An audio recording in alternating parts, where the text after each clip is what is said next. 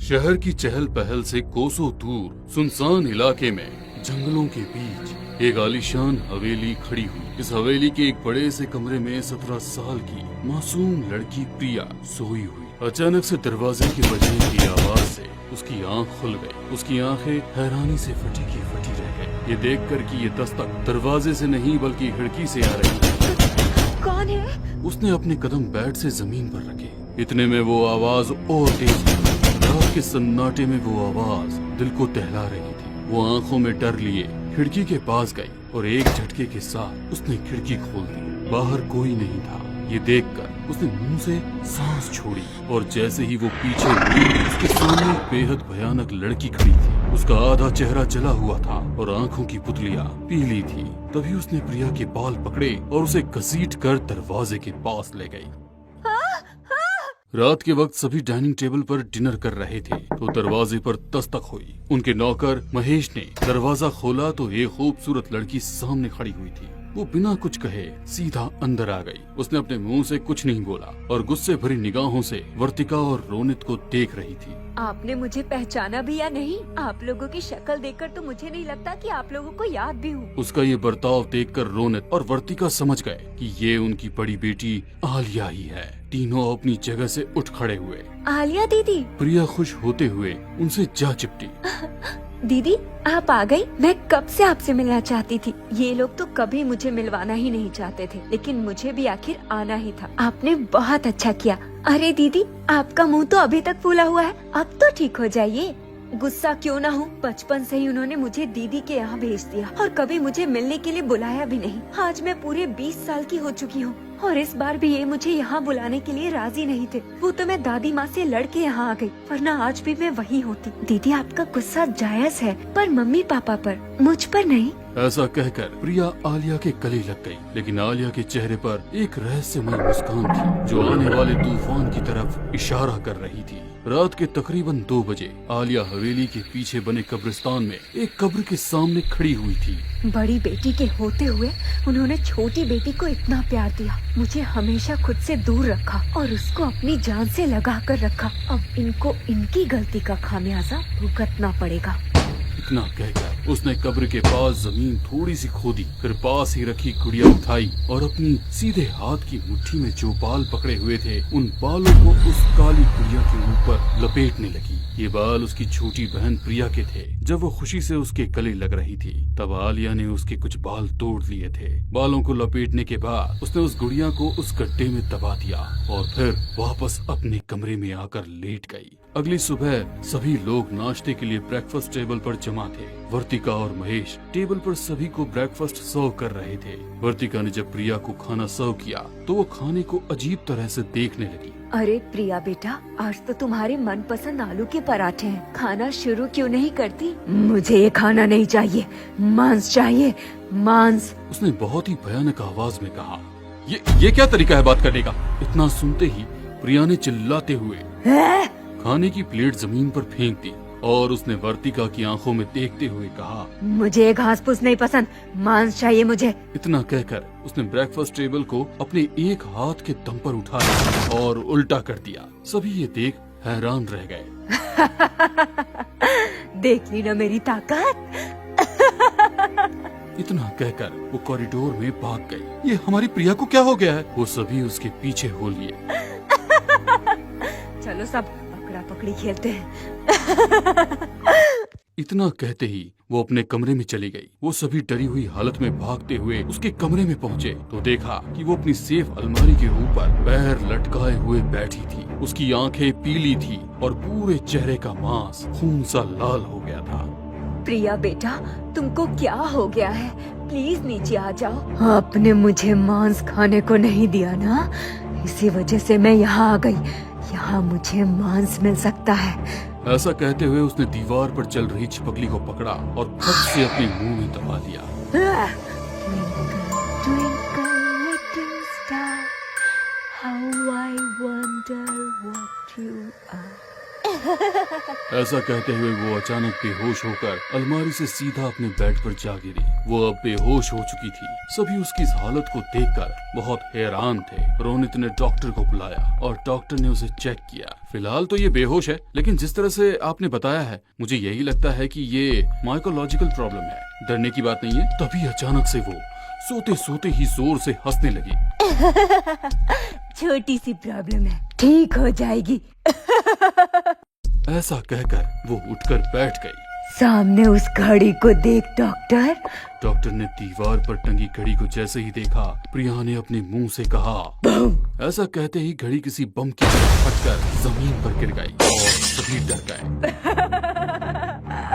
तभी उसने डॉक्टर की गर्दन पकड़ी और उसके कान को अपने मुंह में दबा लिया। उसने एक ही झटके में डॉक्टर का कान उखाड़ दिया। डॉक्टर दर्द से चीखता चिल्लाता हुआ वहाँ से भाग निकला। वो बेड पर अजीब ढंग से बैठी हुई डॉक्टर का कान चबा रही थी। कमरे में उसके चबड़ चबड़ करने की आवाज गूंज रही थी। सभी उसे हैरानी से देख रहे थे। वर्तिका की आंखों से आंसू बह रहे थे, लेकिन आलिया खड़ी मुस्कुरा रही थी। इस वक्त उनके नौकर महेश की नजर आलिया पर पड़ गई और उसको समझते देर नहीं लगी कि इसके पीछे जरूर उसी का हाथ है।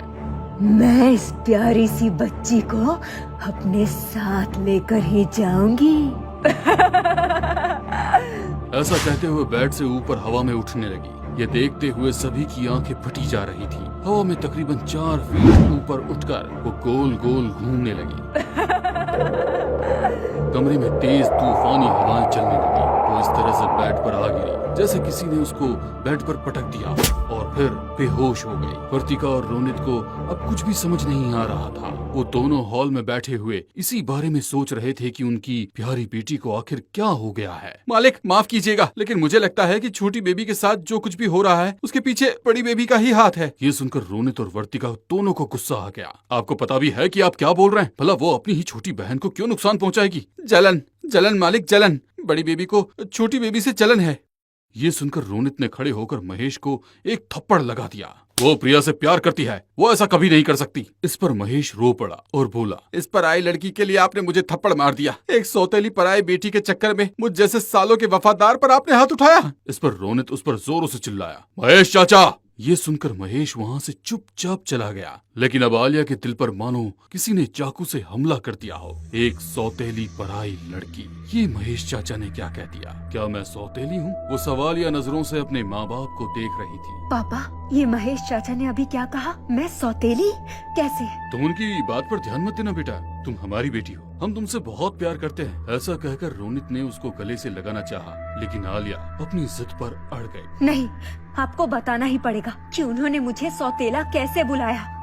ये सुनकर वर्तिका ने उसको अपने पास बिठाया और बताने लगी। 16 साल पहले हमारे हवेली में एक मालती नाम की औरत काम करती थी। उसका पति एक हारा हुआ इंसान था। उसे काम करके पैसे कमाना नहीं आता था। वो सिर्फ तंत्र मंत्र के जरिए ही अमीर बनना चाहता था। उसकी इस हरकत से तंग आकर मालती अपनी बेटी को यहाँ पर ले आई, लेकिन उसके पति ने उन दोनों पर काला जादू कर दिया। मालती ने मुझसे कहा कि वो कुछ ही दिनों में मरने वाली है और अगर उसकी बेटी यहाँ रहेगी तो वो अपनी तंत्र शक्ति के जरिए उसको भी मार देगा। इसीलिए आप मेरी बेटी को यहाँ से दूर भेज दीजिए, वरना वो भी जिंदा नहीं रहेगी। उसकी बेटी सिर्फ 4 साल की थी। हमने पुरोहित जी से बात की तो उन्होंने बताया कि उस लड़की को इस शहर से दूर रखना पड़ेगा। जब तक वो 20 साल की नहीं हो जाती, उसको इस शहर से दूर रखना पड़ेगा।